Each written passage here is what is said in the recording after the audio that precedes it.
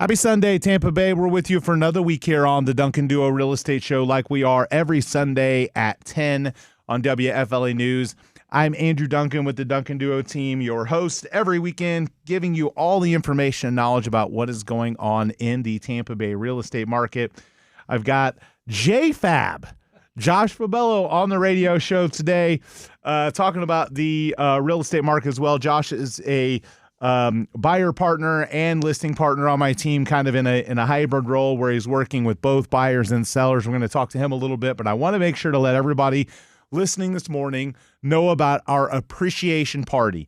So if you have been a fan of our radio show or a client of our business, or you're a real estate agent, you are invited to a fun-filled day at Amalie Arena, no-cost event. Skating on the Amalie Arena ice. We'll have some cool merch giveaways. We'll have some signed Lightning stuff. We'll have some ticket giveaways, free food, very kid-friendly event at Amalie Arena from 2 to 6 next Sunday. So a week from today, you can RSVP and get your free tickets at DuncanDuoParty.com. Again, that is DuncanDuoParty.com. Super easy to remember, DuncanDuoParty.com, and you can RSVP for the event. That will be your ticket. Come that day, have a good time on us. We hope to connect with as many of you as possible. I will be around that day, obviously, with my entire team, making sure that you have a good time and sharing an experience with you. We started doing the party a few years ago, I think simply because I found that we'd given gifts. Like we'd always done gifts, like, different types of gifts for closing. And we just never felt like we could find a way to add enough value. And we felt like adding an experience like the event was better than us giving somebody a bottle of wine that they may not like, or some, branded cutlery that's going to sit in their cabinet, or even tickets to games because some people aren't fans or they can't bring their whole family. So this is something for your whole family to come to. They're free tickets, and it's our way of showing appreciation to all of our clients, as well as the community, both agent community and real estate buying and selling community. So if you're listening, hit up DuncanDuoParty.com next Sunday from 2 to 6, and we hope to see you there.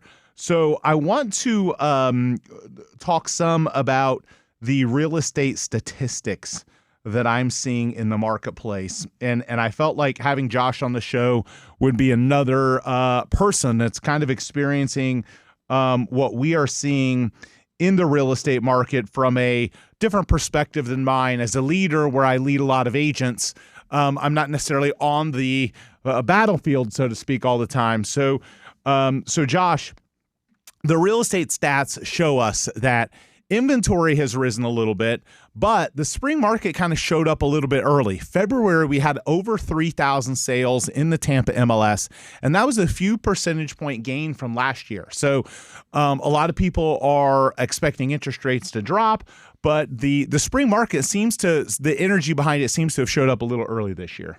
Oh, absolutely. I definitely agree. I'm seeing it now with my buyers. Now that I'm on the listing side a little bit. It's been great to get some appointments finally, some appointments, and people are excited, wanting to start selling. The buyers are coming out now, which has been good because we started off a little slow. The year was slow to start, and I feel like there was this nervousness that now is subsiding a little bit as more and more people expect interest rates to soften, and as our prices keep rising. Because as they rise, it kind of debunks any myths or misinformation out there that, we're going to have, values are going to drop. And look, there's no question there might be parts of the country where values are going to drop. This just isn't going to be one of them. No, I don't think Tampa's. I think we're in a long period of just growth, steady growth. 100%. Just like everything we see downtown. And so when you're talking to a home seller today too, I think another thing that that has held a lot of them back has been lack of inventory. Now we're seeing more homes come onto the market, and this energy around the possibility of interest rates softening in the second half of the year. So I think that's actually driving some home sellers to say, okay, now's the time. Now's the time for me to start the process of selling. So by the time I sell and find the home I'm gonna purchase, rates will have softened some. And there'll be a few more opportunities, a few more options for me out there on the marketplace to buy. Absolutely.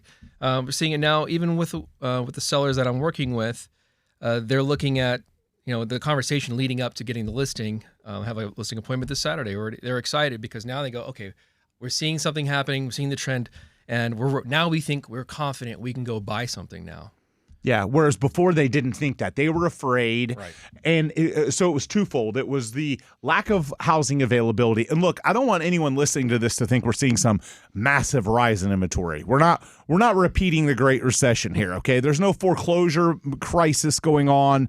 There's no massive changes there. We're seeing a slow, incremental, slight rise in inventory from maybe 2 months of inventory to 3.5 or 4 in some of our neighborhoods, and 6 is still considered a seller's market. So we're still in a very much seller's market. It's just not, there were neighborhoods in Tampa 2 years ago that had 0.7 months of inventory. Yeah. Every house was a bidding war. We're still seeing bidding wars. Like I just had a bidding war on a $2.8 million condo in downtown St. Pete. So, we are still seeing bidding wars, right? But it's just not as rampant as it was back then. So, and the list to sell price ratio is another thing I think that people need to pay attention to, because it tells you kind of who is in the leveraged position of the negotiation. So back when I started 20 years ago, it was common to see, 93, 94% list to sell price ratio. So a $300,000 house selling for, 282 was kind of in line with market trends. But as data has become more readily available, and as the market has changed and had different fluctuations, now that 98% list to sell price ratio today is still very much a seller's market compared to buyer's markets of the past, where it was the low to mid 90s. But it's not at the 102% that it was 2 years ago, because 2 years ago, the list to sell price ratio in Tampa was 102%, meaning that every home, not every home, but the majority of homes were bidding wars, right? Yeah. So we're still seeing it, just not as rampant and not as common. So it's a more balanced real estate market than 2 years ago, but it's certainly a healthier real estate market than it was when I first started in the industry. Yeah, absolutely. And so another thing I think that's important for people to kind of think about is our average sale prices. So I think we've hovered in that mid 400s range the last few years. We kind of had last year was kind of a stagnant year where we might have been lucky in some of our neighborhoods to claim a 1 or 2% appreciation. This year, however, we've already seen a nice pickup on price to where in February of this year, compared to last February, it was like a 4% higher, 4% higher over last year. And generally the market gains in Tampa happen in the spring and summer. So we expect to see that appreciation number, in my opinion, more like in the 7% range this year. So the average sell price is expected to end the year, in my opinion, really near $500,000. As an average. So, it's interesting that sounds expensive. But in the grand scheme of things, if you look across the country, it's really kind of middle ground. Right. When people say, "Oh, Tampa's really expensive," truthfully, it's from a sales price standpoint, it's not. And I certainly hear people say things like, "Oh, well, I don't want to pay those taxes and those insurance," but we still have plenty of people moving here, and you know why? Because the people moving here can do math. Right. They can do basic math. And here's the basic math, okay? There are a lot of states in this country that have a 5 to 10% state income tax. Yep. And that 5 to 10% state income tax is still a bigger number than an increase in our property values or an increase in our taxes and insurance on our properties. So the reality is, I hear people say that all the time. And I'm like, well, why don't you price out living in one of those states that has that? Because I promise you, that's why they're moving here, because they can do math. And the math tells them that while our prices have risen, and of course it's more expensive today because we're more popular, we have more demand for the people that want to move here. But again, we don't have the state income tax here. And that is a huge thing that is moving a lot of people here and is going to keep moving people here. It's not going away. And other states, it's interesting, they keep increasing those things. And it's like they're trying to get more money from the people that are staying behind, right? And then it's causing people to leave, and so we're benefiting from that here in Tampa Bay. So the stats again show some moderate appreciation this year. I think we'll see a little bit better appreciation in the second half of the year as interest rates drop. And I think the smart money today is buying now, because later in the year, if they're cash, great. If they're not cash and they're financed, later in the year they can refinance. Most of the lenders out there today are doing free or at cost or really limited cost refinances within a certain period of time to keep people from sitting on the fence. Right. To help those people move the needle. And I'm sure you have plenty of consumers you've worked with that have said, I want to get ahead of this. And then you have plenty of them that are like, oh, I'm just going to wait for rates to drop. And it's really a backward way of thinking. It is. It really is. But it's been a great program. The 2-to-1 buy down has been fantastic for our buyers. I think that's moving the needle for people for sure. It really is. It helps us out, especially when you explain it to the person. It's like, hey, we want to get this property. If you're going to wait till the rates to drop down, you're going to be getting into a bidding war again. Correct. Possibly. Well, and overpaying, right? And overpaying. They're going to pay too much for the house. They're gonna miss the mark, and they're gonna pay 30 or 50 grand over to save a few percentage points that they'd still save if they buy now and they'd get a better price. That's it. And again, I always say, don't wait to buy real estate. Buy real estate and wait. Like if you just play the long game with real estate, you're gonna win. If you play the short game, you're gonna lose. Yep, not always, but it's harder to play the short game, and so you buy, rates drop, and then you refinance. But if you wait until rates start dropping to buy, you are going to get priced out of the market, and you're just going to have bidding wars. And I'll tell you a quick story, and it's something that goes back to the early part of my career. I remember sitting with a family in 2007 that looked at houses, and they ended up kind of missing here and there, and then they dramatically raised their budget. They said, you know what, we're going to raise our budget in terms of what we buy, because these houses that are in these price ranges, they need too much work, or they need this, or this, that, and the other. And so to compete, they raised their budget. And they raised it to the absolute ceiling that they could get. Well, a couple of years later, the economic crisis hits, and they overextended themselves, and they ended up in foreclosure. So a lot of buyers today think that the path to making a good real estate decision is they want a house that's got no issues and no flaws and has a perfect inspection. And the reality is those houses are more expensive. And if you extend yourself to get that house, that if you put a little sweat equity into it, you'd get some of that equity back.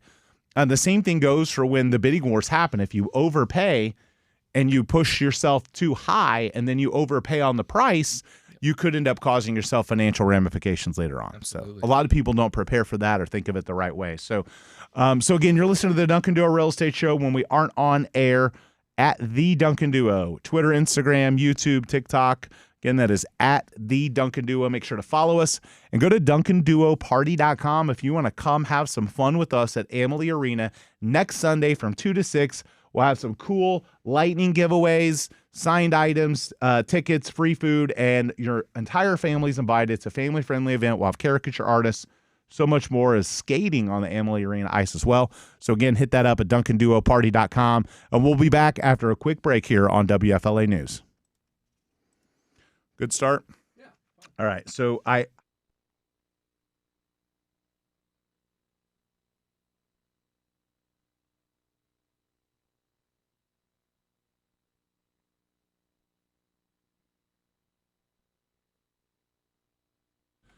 we're back here on the Duncan Duo Show talking about the Tampa Bay real estate market. DuncanDuoParty.com. Come to our appreciation party next Sunday at Amalie. You can get your free tickets at DuncanDuoParty.com. Josh Fabello with me on the radio show today. Josh is on my team working with both buyers and sellers. And so, Josh, you've probably got some of your friends and family listening today. You've got the kids and the wife at home. Your first time on the radio show. And I just wanted to give people an opportunity to maybe learn a little bit about you. What was it that got you into real estate? How long you've been in? Kind of a little bit of background for people listening to the show to learn a little bit more about you. Awesome. Well, I'm a Tampa native, born and raised. I grew up here, went to school here, and started working here. And the really little cool thing about me is that I grew up in the cigar industry. Okay, cool. So I worked for my uncle, Arturo Fuente Jr. I worked from working in the warehouse, sorting to the cigar boxes, all the way up into sales. Which is why I really fell into love with sales. Yeah. Then after that, I worked for a national cigar company and helped them with a brand.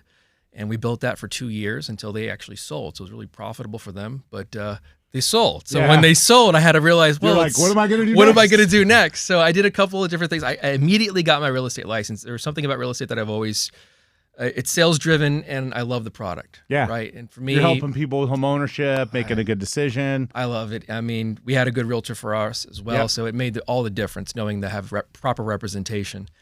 So I got into real estate license. It was kind of more of like a dabbler, what I would not want to consider myself anymore. I'm full time for a while now. And at the same time, I still had a passion for the cigar. So I opened up with a partner of mine a cigar bar in Winter Park.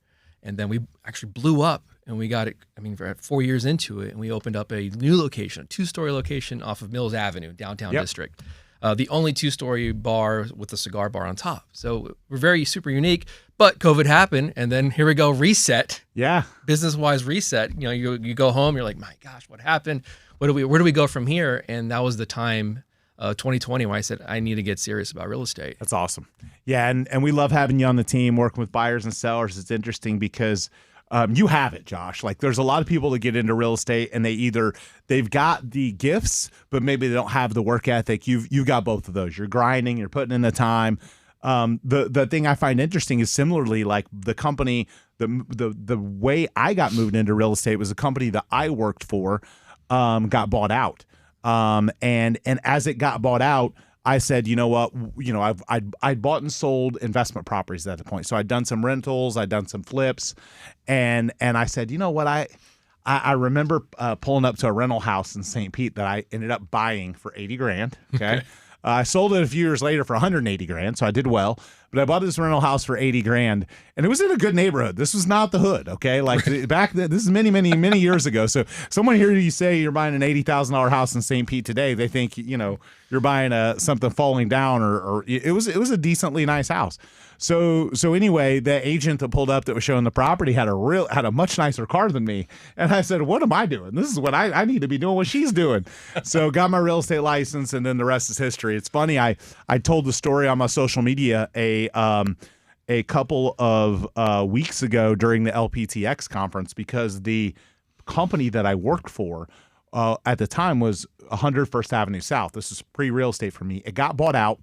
The number 2 at the company, the vice president of the company, super condescending, very very arrogant, Napoleonic complex, the whole thing. Just when I told everybody I was getting into real estate, I probably haven't had someone like laugh as much as he kind of made fun of me going into real estate. It was pretty. Tell me that it didn't motivate you. It motivated the you know what out of me. So when I made the post on social media a couple weeks ago, it was really a kind of full circle moment for me, because LPT's got this X conference. I've launched my team there. It's been a great run for 6 months. I've been in the industry for 20 years, a lot of great success. And I'm walking to the conference, where I'm going to speak on a panel, and I'm racing the next day on the racetrack, and I'm walking by the building, and I'll never forget that. So it was super motivational for me, but that company got bought out. Okay. And when the company got bought out, everything changed. Like the culture, everything, right? The number 1 at the company, who was amazing, a great mentor of mine, has been a client of ours, and who I looked up to and had a lot of respect for. He sold and he exited. Number 2 kind of hung on, and it was just rode into the ground. Like it was bad. So nonetheless, I went into real estate and have done a lot of great things and provided a lot of resources and helped a lot of people. But for me, there's no question that put a chip on my shoulder. But my success in real estate has come from helping other people, helping agents succeed, helping clients. And obviously, the more people I help, the more I benefit. So it's been a great run. But yeah, similarly, I had been with a company that was kind of bought out, and then it was time for me to pursue some other things. So similar path there. So, but anyway, if you are listening, you are invited to our appreciation party. DuncanDuoParty.com. Again, that is DuncanDuoParty.com. It is next Sunday at Amalie Arena. They'll be skating on the Amalie Arena ice. We hope to see you there and share a fun day with you. Again, DuncanDuoParty.com for a free ticket. And we're going to be back continuing our conversation about the Tampa Bay real estate market after a quick break here on WFLA News.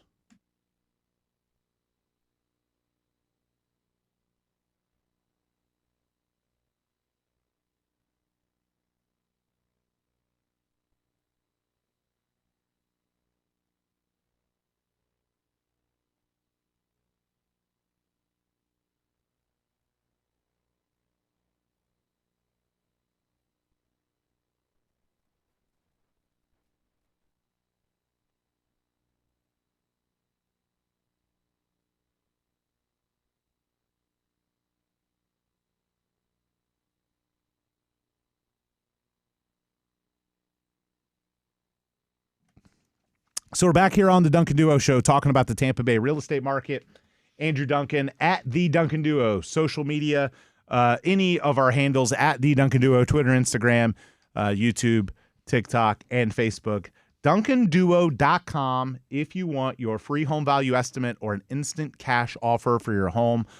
We blend all the data from all the online websites to give you the best home value estimate at DuncanDuo.com.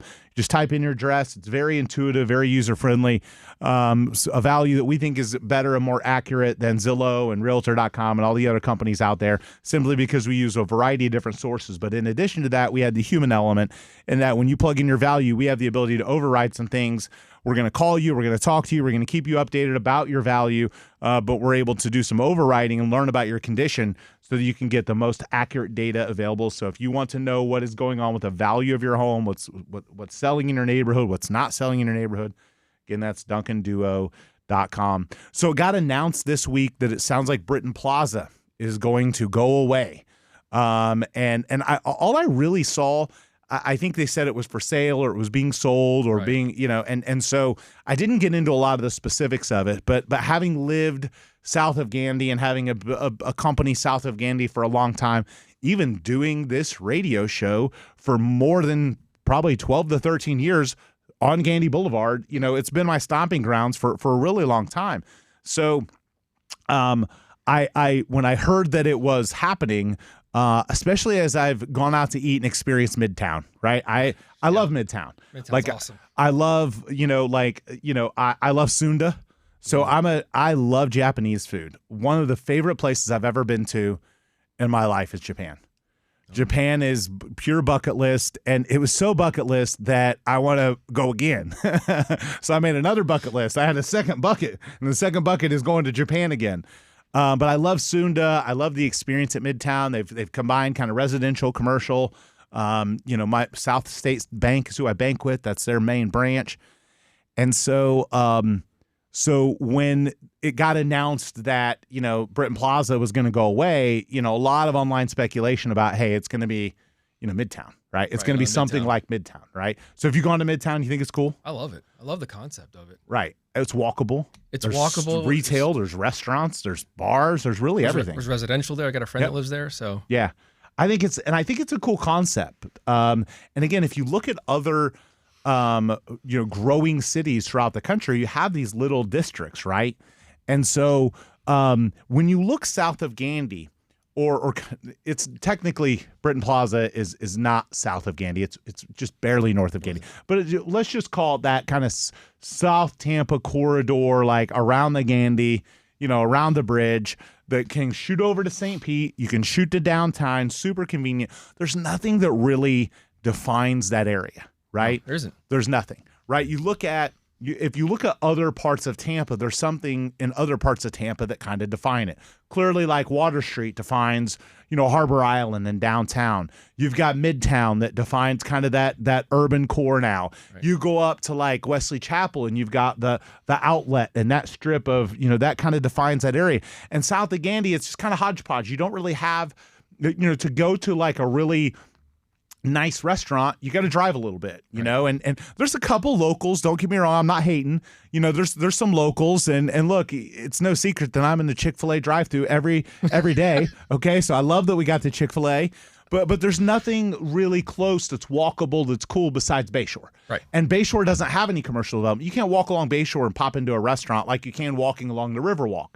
So there's nothing in this area that kind of defines it. So I believe there's going to go, I believe the smart move and the best move is some sort of development like that to define that southern tip of Tampa, kind of that Gandy corridor. But you're going to get a lot of people upset about it. Of course, you got all the residential right around it. You got people who love the Publix there, even though there's two other Publixes like within a mile. Okay, you got people, again, there's a church there that I'm a member of that people are going to be disappointed that's going to have to find a new home. But if you look from a real estate perspective, I think there's a great opportunity for it to kind of define that Gandy corridor with that development. Yeah, it gives it an identity as well. Correct. And again, especially now that you have the overpass, the expressway overpass, will make commuting back and forth to St. Pete. Because, I spent the last month in downtown St. Pete pretty regularly, and it's pretty awesome. Like downtown St. Pete is pretty awesome, and downtown Tampa's getting there. But I don't live in downtown Tampa. I live in that Gandy corridor. So for me, I've got to drive to one of those spots to really kind of experience something cool. And I think especially with home values and the number of people moving and our military base, because our military base we're not talking like a grunt soldier base. Right. A lot of officers, a lot of high net worth people, and a higher income than most military bases. So there's something missing in that little corridor, and I think Britton Plaza has the ability to kind of become that. And I want to tell you, I already have a name for it. What is it? I already have a name, and I probably should not say this on the air because now someone's going to go. Want some royalties from this? What's that? You want some royalties? Someone's going to go and buy this domain name. But you know what? If you're paying attention right now, here's my belief. So you have downtown, right? Mm-hmm. You have midtown. Okay. You have something underway called uptown. Right. What else is there? Southtown. Southtown? Yeah. I mean, I think Southtown makes the most sense. I mean, you got midtown, you got downtown, you got uptown. Like, I mean, it's kind of, I mean, what else is there? It's south of Gandy. It's not quite south of Gandy. It's barely north of Gandy, but it's not Northtown. It's not. You can't call it that. You can't call it uptown. You can't call it downtown. It's something else. I think Southtown. So I think that would be a cool name for it. Like, is it on the coattails of the other names? Of course, but to me, it just makes a ton of sense to call it geological. That. So. It makes sense. It even better. Right. The geographical behind, the geographical behind it. The only other thing I thought you could do there, you could somehow Americanize theme it because the proximity to the base, and maybe do some kind of spin-off of that. Like you could. You could do like MacDill Town or, Air Force Town. You could do something like that. I think could be really cool just because a lot of the clientele are going to be, military and officers because that's the largest employer here. Largest employer, in that South Tampa corridor is MacDill Air Force Base. So you could do something. It's funny. The other thing that I thought about, a buddy of mine said it, and I was like, that'll never fly. But a buddy of mine, it's a Air Force pilot, and I think he became an Air Force pilot because he wanted to be Tom Cruise. Like he literally he wanted to be Tom Cruise. Oh, he's 5'6"? He is. He actually is. He has the same build. He dresses up as Tom Cruise like every other Halloween. He can't do it every Halloween because it gets too played out. But like every other Halloween, He's Tom Cruise. And so he was like, we should name it Fighter Town. Fighter Town USA. Fighter Town USA because But the problem with that is then everyone is going to go to the bar and want to get in fights. Right. Like, Fighter Town. Fighter Town, let's go. So, but I could see some sort of, so if they didn't do Southtown, I could see some sort of cool spinoff. And hey, look, if you do run with Southtown, if the developers are listening and y'all run with that, you owe us a shot at listing some of the residential properties there. Absolutely. If you take my name, somebody already from me talking right now went out and registered Southtown.com. I just did it. It may not be available. Who knows? But you could also spin off some sort of, I think, spin on the military. I think some sort of spin on the military would be pretty cool.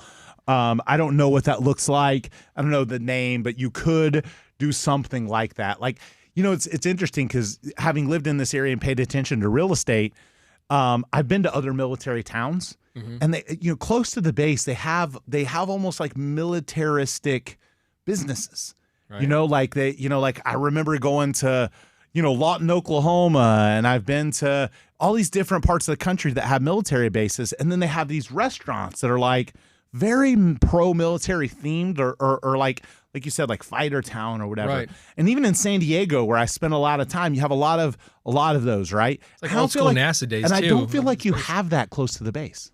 No. I don't think you have any of that. Like, there's been a couple of times where there's been buildings pop up or a restaurant, and I was like, man, if you made some sort of like Americana, themed, militaristic, cater to the military, cater to patriotism, I feel like it would blow up at that location.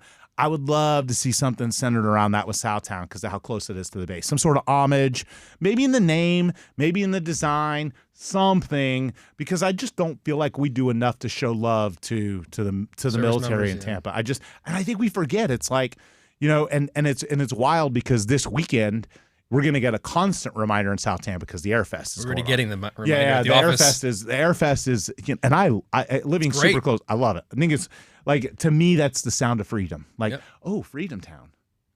Freedom Oh, Town. Freedom Oh, Town. there we go. Freedom I'll Town. get on my phone. All right, somebody, James, don't do it, James. James on GoDaddy right now. He is. He's looking. Freedom Town. I bet both of those are probably taken already. But either way, something like that I think could be really cool. So if you're a developer and you're thinking about buying Britton Plaza, or you're someone involved with it and you're listening right now, from a 20-year real estate guy in this area that loves the military, lives close to the base, has military family. Both my dad and my brother served. Man, I think there'd be something cool, that you could do. Even if you didn't do it with the name, there's something cool that you could do with the military. Even like you have in other areas, these like little areas where you dedicate or you allow soldier dedications or, some sort of patriotic thematic thing. I think like could a be park really cool. too that they built it inside it. That would be super cool, right? Yeah. Like a flag and then like a monument and, maybe make it dedicated to like the best military leaders at MacDill.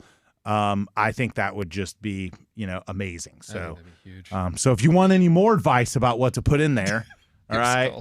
And if you're selling the residential, just hit me up. We want to help. But yeah, it's, I think that could be really cool. And again, are there going to be some obstacles with it? Yes. Is it going to cause congestion on Del Mabry, whatever they build there? Of course it is. Is it going to cause even congestion behind over on the other side with Himes? Is it going to cause some complications? Absolutely. However, as far as Tampa is concerned, that facility just isn't up to the standard of other parts of Tampa. So will it cause obstacles? Yes. Do I think there's a way to do it right, and do it really cool? I think so too. And I really hope there's some sort of MacDill play in there for sure. I'd love to see that.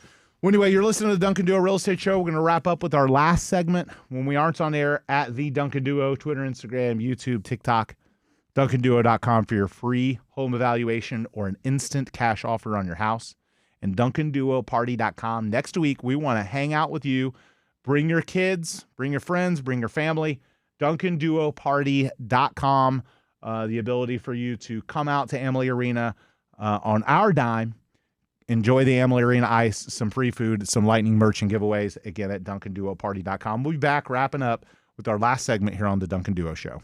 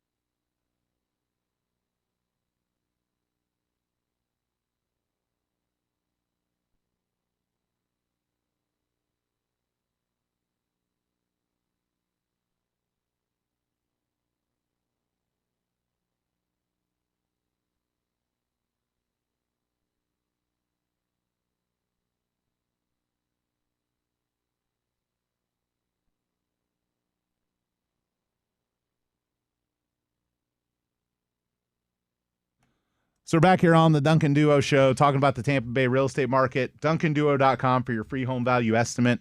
DuncanDuoParty.com. Come join us next Sunday.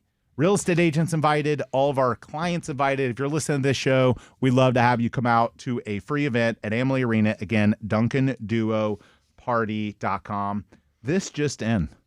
My landscaper texts me, and I was on the way home from a meeting, and I picked up my girlfriend, and we were driving on my street on Shelton, and I'm excited because I sold literally right in front of me stopping for this turtle, which I'm going to talk about in a minute. We just put 2815 Shelton under contract, which was the first time in the 5 years I've lived there that we sold a house on the street that I drive in and out of. So it's been like a great thing for my ego to get to drive by that thing every day. Because as real estate agents, this is what we do. We drive around neighborhoods and we're like, I sold that house. I sold that one. I sold that house. My wife hates it. We sold that house. She hates it. I remember showing that house, right? And so I've been driving up and down my street. I built the house in 2019 and haven't had one on Shelton, where I've sold it. So I got to see this one, right? Well, anyway, I'm on the way home. And right in front of the house, I have to stop. My girlfriend just starts screaming, stop. I'm like, what are you talking about? There's a kid in the road? There's a turtle crossing. And I'm like, okay, well, let's let it cross. And no, she's like, no. She literally, as we're stopped, she gets out of the car and picks up the turtle. And it's like, I don't want it to get run over. Can we take it home? And I recorded. I didn't put it on social media, but she wants to take it home, and I'm like, no, we can't take it home. Like, no, you can't bring a turtle to a house. Like, it's a turtle. So running a turtle sanctuary. Well, like a lot of men do, I lost that battle. Of course, the turtle made it home, and so my landscaper texts me with a picture of the turtle crawling through my yard. Good morning. We were just at your house and saw a turtle in the backyard. Wanted to give you a heads up. Didn't want your dogs to get him. I'm like, no, that's the new pet turtle. So needless to say, the turtle has been brought water and food and been fed. It is eating the strawberries and the lettuce it's being provided. However, as I told my girlfriend, I said, look, the turtle feels probably captive. It probably feels like it's captured right now. We need to let it go because my house is gated and fenced, and that turtle isn't getting out, right? So I'm like, we need to release the turtle into the wilderness now, So we're gonna take it back to where it was crossing and back to where it was from. But I just thought it was funny because as I'm doing the show today, I literally get a text from my landscaper being like, "There's an enormous big turtle in your backyard." Did you know about that? Yeah, it's like, yes, unfortunately, I do know. So anyway, Josh, we were talking about some of the obstacles in real estate right now, and interest rates, I think, are holding people back. But I think sometimes they're not really looking big picture when they do that. They're looking only at they're looking very short term instead of the long term benefit of being able to lower the rate later. Pretty much every economist is out there saying within the next few months, or maybe, let's say there's some other change. Let's say it ends up being a year. Okay. Rates are going to come down. If you can afford the payment, or you can negotiate with a great agent like yourself, right, a 2-to-1 buy down, 2-1 buy down, get your rate down for a couple of years. So then you get to the path of refinancing. But a lot of people are waiting. And when they wait, they're going to end up paying more. They're going to pay more for the house. It'll be priced out. Yeah. Because a lot of people. A lot of the leads I'm getting right now that we're talking to people, talking to buyers, those that can't afford maybe the Tampa market, they're going up north. They're going to Newport Richey, Spring Hill. Yeah. But we're seeing it there.